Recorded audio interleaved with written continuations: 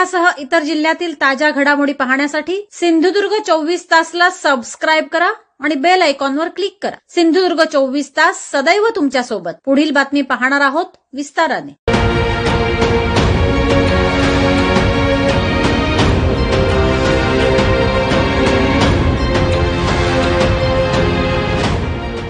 तो येत आहे सिंधुदुर्गची घराणेशाही नष्ट करण्यासाठी। काही दिवसांपूर्वी सिंधुदुर्ग जिल्ह्यात कणकवली मतदारसंघात झळकलेला हा तो बॅनर आठवलं का? या बॅनरवर होतं ठाकरेंच्या शिवसेना पक्षाचं चिन्ह अर्थात मशाल। या बॅनरवर पाहून कणकवलीत गजाले सुरू झाले। इहो कोण असतलो, त्याचं नाव काय असतला? आपलं अंदाज बरोबर निघालो आणि बरंच काही। अखेर हे नाव आलं समोर शिवसेना जिल्हा प्रमुख संदेश पारकर आणि संदेश पारकर विरुद्ध आमदार नितेश राणे अशी लढत होणार आहे हे निश्चित झाले आहे। महायुतीकडून नितेश राणे यांना मैदानात उतरवले आहे तर महाविकास आघाडीकडून संदेश पारकर यांना मैदानात उतरवले आहे। कणकवलीचा विचार केला तर नजरेसमोर येतो तो म्हणजे राणे फॅक्टर। राणे फॅक्टर कणकवली मतदारसंघातून कधी मागे हटलेले नाही। काय आहे कणकवली विधानसभा मतदारसंघाचा इतिहास तो आपण जाणून घेणार आहोत आमचे प्रतिनिधी दयानंद मांगले यांच्याकडून। कणकवली विधानसभा मतदारसंघात महाविकास आघाडी आणि महायुती यांच्यात चुरशीची लढत होत असून महायुतीमार्फत विद्यमान आमदार नितेशजी राणे हे भारतीय जनता पार्टीच्या कमळ या निशाणीवर निवडणूक लढवित आहेत आणि त्यांच्या विरोधात महाविकास आघाडीचे उमेदवार शिवसेनेचे संदेश पारकर हे उद्धव बाळासाहेब ठाकरे शिवसेनेच्या वतीने मशाल या चिन्हावर निवडणूक लढवित आहेत।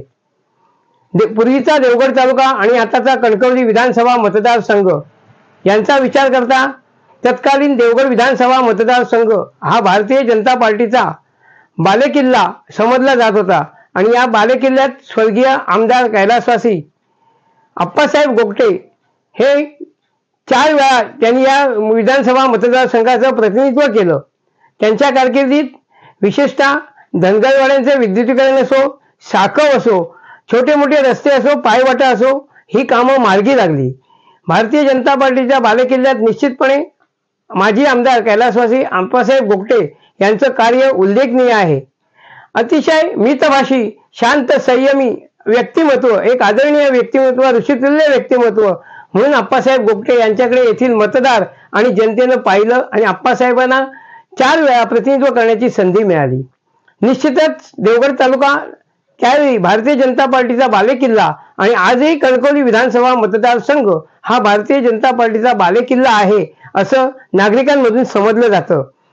त्यानंतर अप्पासाहेबांच्या नंतर अप्पासाहेबांचे पुतणे ॲडव्होकेट अजितराव गोगटे यांच्याकडे या विधानसभा मतदारसंघाचं प्रतिनिधित्व करण्याची संधी मिळाली आणि त्यांच्या कारकिर्दीत त्या 5 वर्षाच्या काळात अजितराव गोगटे यांनी प्रामुख्याने भारतीय जनता पार्टीची संघटनात्मक बांधणी आणि विधानसभा अधिवेशनच्या काळात ज्या विविध गोष्टी मार्गी लावाव्या लागतात, ज्या समस्या मांडाव्या लागतात, त्या समस्या मांडत असताना येथील विकासाची कामं मार्गी लावली आणि आपल्या 5 वर्षाच्या कारकिर्दीनंतर निश्चितपणे पुन्हा या विधानसभा मतदारसंघात इच्छुक न होता तत्कालीन भारतीय जनता पार्टीचे नेते आणि राष्ट्रीय स्वयंसेवक संघाच्या मुशीतून तयार झालेले कार्यकर्ते प्रमोदजी जठार यांनी आमदार अजितराव गोगटे यांच्या कारकिर्दीत देवगड तालुक्यात विविध समाजोपयोगी उपक्रम राबवले आणि अजितरावांनी आपली कारकीर्द पूर्ण झाल्यानंतर स्वखुशीने या विधानसभा मतदारसंघाचं प्रतिनिधित्व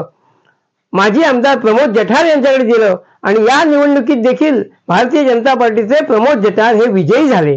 निश्चितपणे त्यावेळीची निवडणूक आमदार प्रमोद जठार आणि रवींद्र फाटक यांच्यात अतिशय चुरशीची होत असताना देखील भारतीय जनता पार्टीने हा बालेकिल्ला अबाधित ठेवला आणि त्यानंतरच्या काळात या कणकवली विधानसभा मतदारसंघाचं नेतृत्व हे विद्यमान आमदार नितेशजी राणे यांच्याकडे गेलं।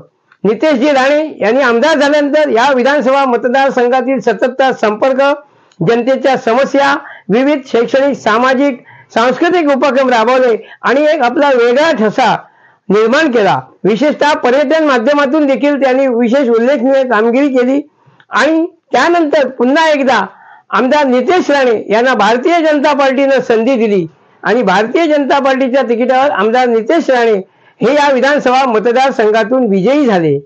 हे आमदार नितेश राणे यांनी गेली 10 वर्ष कणकवली विधानसभा मतदारसंघाचं प्रतिनिधित्व करत असताना निश्चितपणे भारतीय जनता पार्टीची ताकद, भारतीय जनता पार्टीची संघटनात्मक बांधणी ही या मतदारसंघात केली गेली आणि खऱ्या अर्थाने कणकवली विधानसभा मतदारसंघ हा भारतीय जनता पार्टीचा अभेद्य बालेकिल्ला आहे हे पुन्हा एकदा त्यांनी आपल्या निवडणुकीतून दाखवून दिलं. आणि पुन्हा एकदा तिसऱ्यांदा भारतीय जनता पार्टीच्या कमळ या निशाणीवर विद्यमान आमदार नितेशजी राणे हे निवडणूक लढवित आहेत.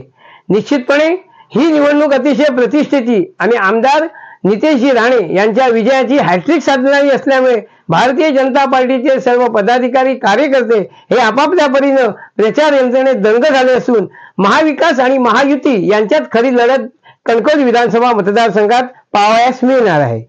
समुद्रकिनारे, वळणावळणाचे रस्ते आणि टुमदार मंदिरे पाहण्यासाठी पर्यटकांची पसंती नेहमी कोकणाला असते. निसर्गाच्या समृद्धीबरोबरच फिरताना कोकणात मनमुराद निसर्गाचा आनंद लुटण्यासाठी आलाय तर मग कशाला करताय राहण्याची चिंता. देवगड येथील Swami residency AC non AC rooms तुमच्या बजेटमध्ये उपलब्ध. संपर्क 917511 0202 942114 5424 8600 730700. मग कसला विचार करताय, येताय ना देवगड येथील स्वामी रेसिडेन्सीला भेट द्यायला. सिंधुदुर्ग जिल्ह्यासह इतर जिल्ह्यातील ताज्या घडामोडी पाहण्यासाठी सिंधुदुर्ग 24 तासला सबस्क्राईब करा आणि बेल आयकॉनवर क्लिक करा. सिंधुदुर्ग 24 तास सदैव तुमच्या सोबत.